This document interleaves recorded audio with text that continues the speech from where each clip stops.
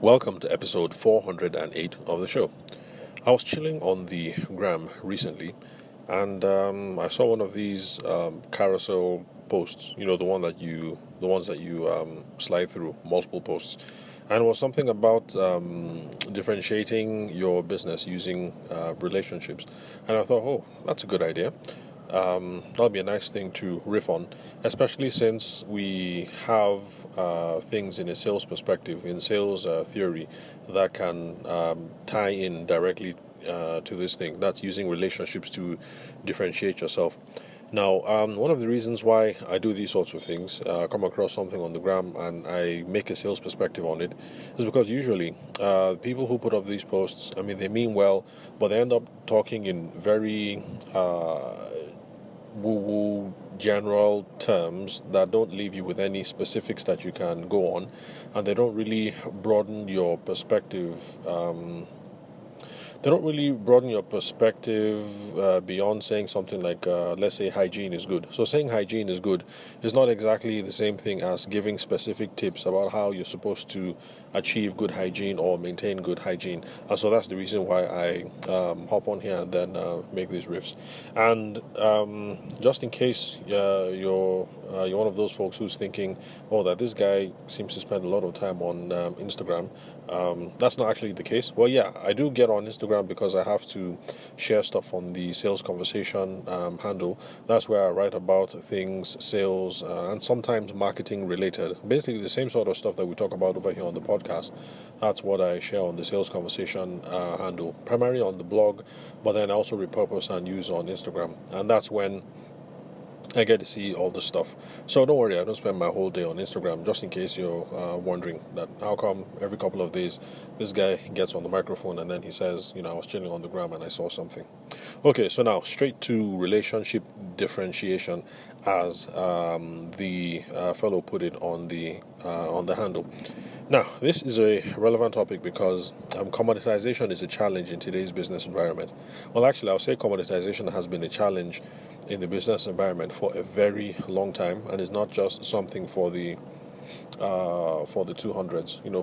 Is it 200s or 2000s? I've lost track. I think when I was a kid, it used to be 80s. Then from 80s, we went to 90s. I think from 90s, we went to the noughts, and I'm not quite sure what you call it now. Anyway, I guess what I'm trying to say is that commoditization has been a problem for a very, very long time. People blame all sorts of things, the internet, easy access to information, what else? Globalization. And so because of that, people have access to the same technology, at least in the old days, at least in the Nigerian context anyway. Let's look at things from a photography perspective. Excuse me. If you're one of those photographers who had a Hasselblad, you could use that to distinguish yourself, because it's not as if every Tom, Dick, and Harry could hop on Amazon or hop on whatever website or Alibaba or whatever and then order the exact same kind of gear that you had. So you could use features and products and things like that to distinguish yourself, because access to information and access to markets was not free. And so with that, I'll say commoditization has been a challenge for a very long time. Something I know firsthand because for those of you who listen to the show, you know that my mom is a retired public relations executive. And I remember back as a kid, I was having some of these conversations about how the public relations market in Nigeria was being flooded by charlatans. And I think my father had similar complaints concerning journalism in Nigeria. And I guess with the way things have panned out, we can see that the fears there in the journalism space were, they were acutely on point, because now it's like now every Tom, Dick, and Harry is a journalist. So many journalist quacks out there. There's even a debate nowadays about what constitutes real news. But anyway, that's neither here nor there. I guess what I'm trying to say is that for those of us who whine about how things are getting commoditized, photography is commoditized, wedding planning is commoditized, makeup artists, everything is commoditized. Let's just accept the fact that this is not a new challenge. It's been going on here for a while, at least in the Nigerian context. You could say people have been complaining about this since about the 80s, 70s and 80s. So basically it's been 40, 50 years of commoditization. So let's stop complaining. So it's here to stay, and so the solution is always going to be differentiation, and that's where this fellow, or this business outfit rather, okay, it's not an individual guy. I think this is more like a business outfit. So that's one thing that they have got correct. So differentiation is one way out of this. So in a mass where everybody looks like they're all the same, you make yourself stand out by differentiating yourselves.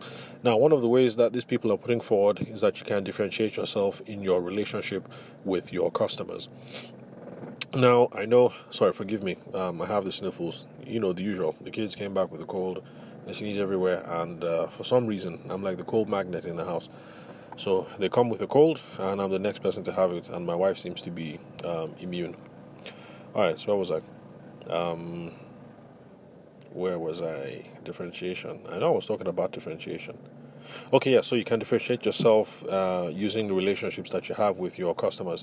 Now, some of you might say that is not front end, that is back end, like you already have got the customer, so how can you differentiate yourself using that? And in that case, you'll be absolutely correct, but don't worry. There's a whole carousel on this, so I'm going to make several other episodes. So as we slide through, you'll find the ones that are forward-facing. But however, you're also going to see that differentiating with the customers you already have can lead to avenues for good business in the future. So, in fact, let's tackle that question. How is that going to help grow the bottom line? The fact that you are differentiating yourselves with the customers that you already have now. Now, if you look at things from a sales perspective, if you've been listening to this show for any length of time, you know that what we're going to be aiming for is positive recommendations, because we're looking at referrals and repeat business. They bring their friends, family, and their associates.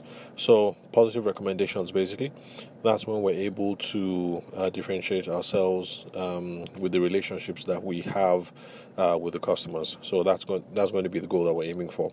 And how do we show differentiation through the relationship? One of the ways that is suggested was to demonstrate competence. And for those of you who's listened for a while, especially the episodes where I spoke about Tom Hopkins and his own sales methodology, I'm sure you remember the whole thing about competence and how that enhances trust and reduces friction in the sales process. Because you enhance trust, you reduce friction. It means that people are now much more open to have a conversation with you about the product or the service that you provide. It's something that I can speak to firsthand. Nobody wants to deal with a crappy wedding photographer or with a crappy wedding planner. So if you are not crap, matter of fact, if it looks like you're the bomb and you're part of the cream of the crop of your industry, then there's enhanced trust, and folks want to speak to you some more. And so that's competence in the build-up to the sales process. So how do you build or demonstrate competence, rather, now that you have the client, and what can we use from sales theory to help us out with this? And that always, the answer here is the same that I always give, and which is it boils down to questions. Using questions in a simple conversational strategy. So questions in the sales process, questions in the execution stage. That's when you're trying to fulfill. So let's say you're a wedding planner. You're using well thought out questions before to seal the deal. After you seal the deal and you're planning the wedding, questions to be sure that you are hitting the spot. And that's it, basically. You have to ask questions to be sure that you are in line with the client's vision. Or if you're in one of those industries where you're trying to solve a problem, then you're asking questions to be able to figure out that you are working on the right problem. Because the key to being competent, or rather, you're going to appear competent if you are hitting the right mark. And that is where sales discipline is going to come in handy, because as sales professionals, for those of you who accept that we're all sales professionals, that is our preoccupation. We want to be sure that we are always hitting the mark. So when it comes to looking for people to talk to, we want to be sure that we're hitting the mark. Are we talking to the right people? We want to be sure that they have a problem that we can solve, or they have a vision that we can help them execute. So it's absolutely essential that we are spot on with what their problems are, or what the need is, what the vision is. And that is how you can demonstrate competency in your relationships and then make yourself stand apart. Now, it's going to make you stand apart because there are lots of people who think in a much more wham bam thank you ma'am fashion, So you get the client, you collect the money, you execute, and then you leave. So nothing extraordinary there. I mean, they're not even bothered about whether, well, they're happy that they got money out of the transaction, but they don't press on to find out if the client got to achieve what it was that they had in mind at the beginning of the relationship.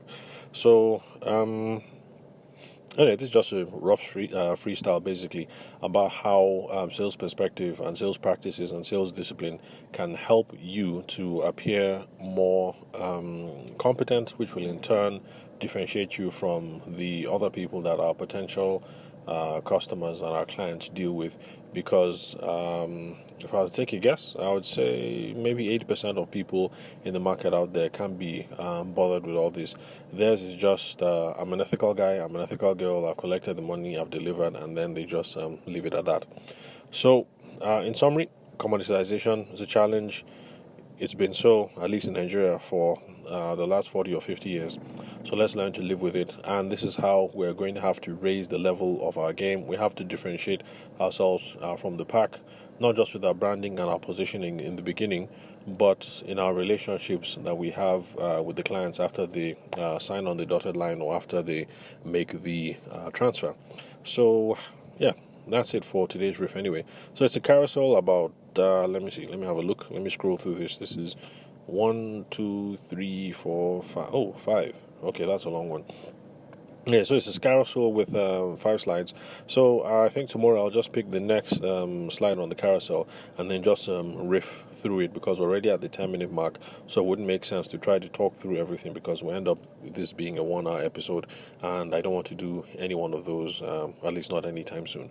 So thanks for listening to today's recording. I will catch you guys at the next episode.